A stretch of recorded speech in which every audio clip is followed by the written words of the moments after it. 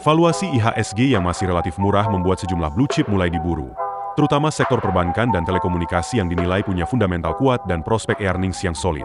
Meski begitu, pasar belum sepenuhnya aman karena tekanan rupiah dan ketidakpastian arah suku bunga The Fed masih bisa mengubah sentimen dalam waktu cepat.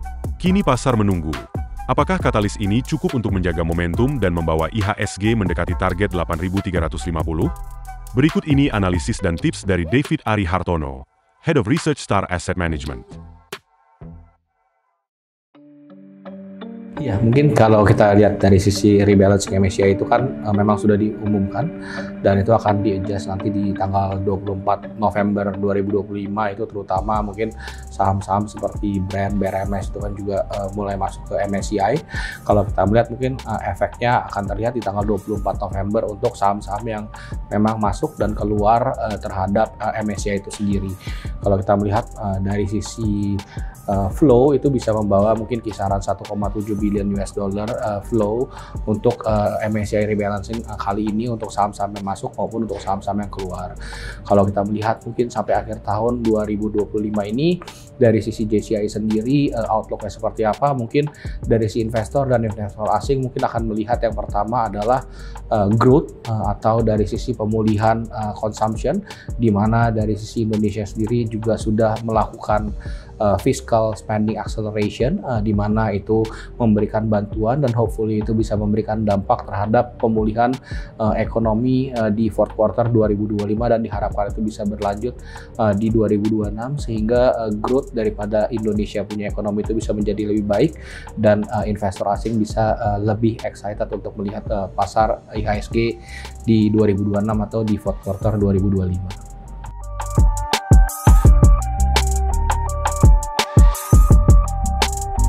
Kalau saham-saham yang paling diuntungkan dari sisi rebalancing mungkin lebih terhadap saham-saham yang memang dia masuk ke kriteria ke MSCI ya. Mungkin kalau misalkan dia masuk di MSCI kali ini itu mungkin akan menjadi tambahan inflow, itu bisa memberikan gerakan juga terhadap saham tersebut. Tapi kalau untuk sektor harusnya tidak berdampak karena itu akan balik lagi ke arah fundamentalnya dan juga outlook ke depannya untuk sektor masing-masing. Jadi lebih ke arah selectionnya itu lebih ke arah saham apa sih yang masuk dan saham apa yang keluar.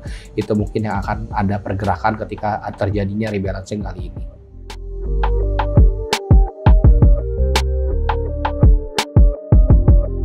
Potensi outflow mungkin bisa terjadi, tapi mungkin kalau kita melihat dari 3 bulan terakhir ini, JCI itu kan sebetulnya mengalami inflow ya, dan juga week to date, month to date itu juga mengalami inflow. Jadi kalau kita melihat nanti ada yang masuk dan keluar, harusnya kita tidak melihat adanya pressure besar dari sisi outflow, karena kalau kita melihat sendiri MSCI pun masuk dan keluar kan ada yang inflow dan ada yang outflow.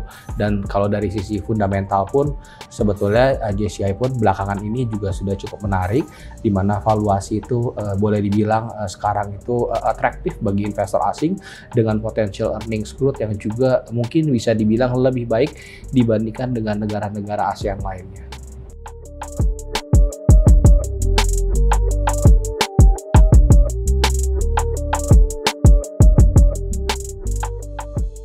Kalau dari sisi saham, kita melihat bahwa memang sekarang ini terjadi inflow terutama di arah sektor-sektor atau blue chip, saham-saham blue chip. Salah satu yang mungkin kita lihat itu adalah sektor perbankan atau finansial, dan juga mungkin kalau blue chip itu mungkin kayak otomotif dan juga sektor telekomunikasi. Kalau kita melihat bahwa 1 minggu, 2 minggu, 3 minggu terakhir itu mengalami inflow, di mana kalau kita melihat dari sisi valuasi untuk saham-saham blue chip atau big caps kita itu memang sekarang itu tradingnya sudah di bawah dia punya historical mean. Jadi memang sudah cukup menarik dan ditambah dengan sebetulnya earnings growth sebetulnya masih di atas 5%, 8%, itu sebetulnya masih cukup menarik. Dan kalau kita melihat dari sektor perbankan, ROI juga masih cukup baik di atas 15%, dan apalagi bank-bank SOI juga memberikan dividend yield yang bisa di atas 8% di tahun depan. Jadi seharusnya blue chip itu masih sangat cukup menarik untuk investor asing. Mungkin yang dilihat dari wait and see lebih ke arah apakah growth dari sisi ekonominya itu akan berjalan dan eksekusi yang dilakukan oleh pemerintah itu bisa berjalan dengan baik. Kalau dari sisi bond, kita melihat bahwa memang bond itu udah sepertinya sudah mulai price in dan investor asing sudah melakukan taking profit dikarenakan dari awal tahun itu bond sudah mendapatkan rally yang cukup baik ya. Jadi kemarin udah trading di level 6,1 bahkan sempat trading di bawah 6%. Kalau kita melihat bahwa investor asing sekarang udah melakukan taking profit dari sisi bonds dan juga salah satu yang di highlight mungkin dari sisi bond market itu adalah tekanan terhadap rupiah, di mana rupiah itu menjadi salah satu the worst performing currency ya belakangan ini. Rupiah udah berada di level 16.700, 16.800. Jadi mungkin ini adalah satu alasan kenapa asing keluar terhadap bonds Indonesia.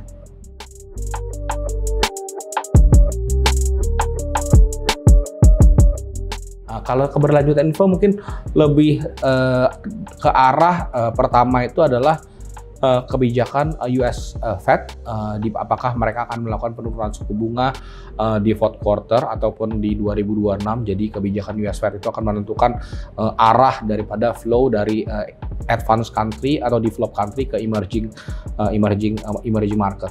Yang di lain sisi selain itu juga mungkin lebih di arah perang dagang, di mana kalau kita melihat bahwa perang dagang ini akan selesai, tarif ini juga harusnya bisa memberikan dampak positif kepada emerging market, di mana itu bisa dibilang orang tidak akan pindah ke safety lagi ke developed market, tapi mereka bisa risk on, bisa masuk ke atau melihat pasar di emerging market yang memberikan mungkin earnings growth lebih baik ketimbang di developed market.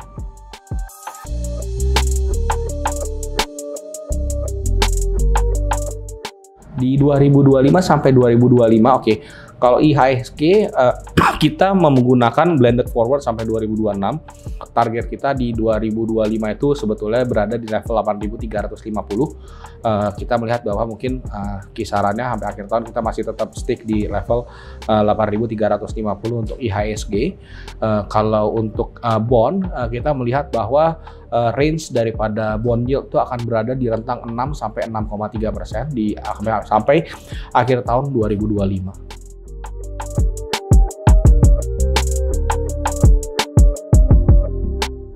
Faktor-faktor 8.350 itu adalah kemarin karena adanya penurunan suku bunga, dan yang kedua juga kita berharap di fourth quarter itu ada perbaikan dari sisi consumption, di mana itu bisa memberikan dampak positif terhadap earnings growth di 2025 ini. Dan kalau kita melihat dari sisi valuasi kemarin juga kita pack itu juga di historical mean di 13 kali dengan assumption earnings growth kalau saya nggak salah itu di 2-3% untuk 2025, kita mendapatkan target price kita di 8.350. Tentunya itu bisa menjadi salah satu resiko terhadap SBN. Kalau kita melihat bahwa US Fed tidak melakukan penurunan suku bunga di bulan Desember, tentunya memang biasanya akan berdampak terhadap adanya outflow di pasar obligasi. Tetapi kalau kita melihat dari sisi pangsa pasar atau market share dari obligasi sendiri, involvement dari sisi foreign investor itu sekarang udah menurun ke level mungkin 13-14%. Jadi itu boleh dibilang udah cukup rendah. Kalau kita melihat dampaknya mungkin tidak akan terlalu besar terhadap kenaikan dari sisi yield obligasi dari keluarnya asing kalau misalkan US Fed tidak melakukan penurunan suku bunga di bulan Desember. Jadi rentang kita memang masih di level 6 sampai 6,3%. Pasar obligasi kita masih mendapatkan dampak positif dari ample liquidity yang ada di market saat ini, di mana perbankan juga masih mempunyai liquidity yang cukup ample. Kalau kita melihat sampai year to date itu perbankan itu masuk ke pasar obligasi sudah hampir 300 triliun dan kontribusi itu sekarang udah naik ke level 24%. Jadi walaupun nanti adanya asing yang keluar, tapi kelihatannya liquidity itu masih bisa diserap oleh sektor perbankan ataupun dari sisi pemerintah.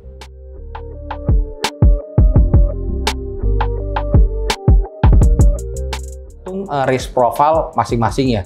Kalau misalkan risk profile-nya itu bisa sedikit accept dari sisi risk, kita melihat bahwa kita bisa bermain dengan asset allocation, mungkin bisa dimulai ada beberapa percentage yang dipakai ke arah equity. Karena kalau kita melihat dengan era penurunan suku bunga yang cukup cepat, dan juga kalau US menurunkan suku bunga, harusnya return dari time deposit atau bonds itu juga mengalami penurunan seiring dengan penurunan suku bunga. Jadi kalau mereka memang masih mau tergantung dari risk profile atau return profile masing-masing, kalau misalnya mau lebih tinggi itu mesti ditambahkan asset allocation mungkin terhadap equity. Karena kalau kita melihat dengan era tren penurunan suku bunga, harusnya itu juga salah satu bisa benefit ke arah equity, di mana equity-nya itu bisa juga mendapatkan rally lah. Mungkin asetnya lebih bisa ke deposito, terus ke corporate bonds. Kita kalau corporate bonds itu atau di arah government bonds, kita menyarankan untuk yang tenornya pendek.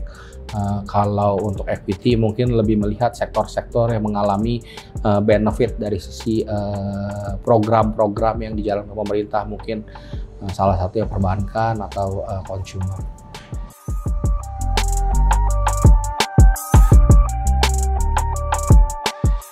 Kalau saham mungkin yang pertama itu perbankan mungkin boleh dibilang cukup menarik.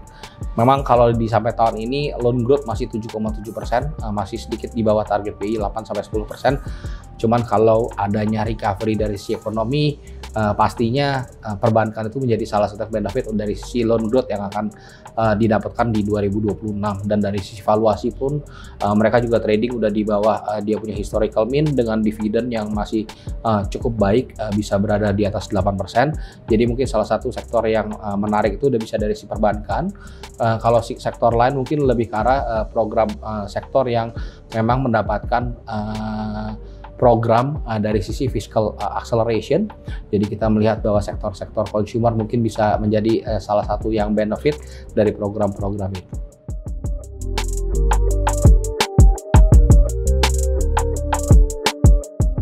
Kalau untuk dengan adanya pelemahan rupiah, saham-saham yang mungkin bisa dilihat mungkin lebih ke arah komoditi ya. Karena komoditi itu kan biasanya lebih ke dia punya revenue link terhadap US dollar. Jadi mungkin metal mining ataupun gold itu menjadi salah satu yang masih cukup menarik. Dan di lain sisi mungkin saham-saham seperti CPO itu juga bisa dilihat menarik, karena harga dari CPO kelihatannya akan stay elevated atau stay di level tinggi seperti saat ini, dikarenakan oleh demand yang akan lebih tinggi di tahun depan ketimbang supply yang akan dikeluarkan.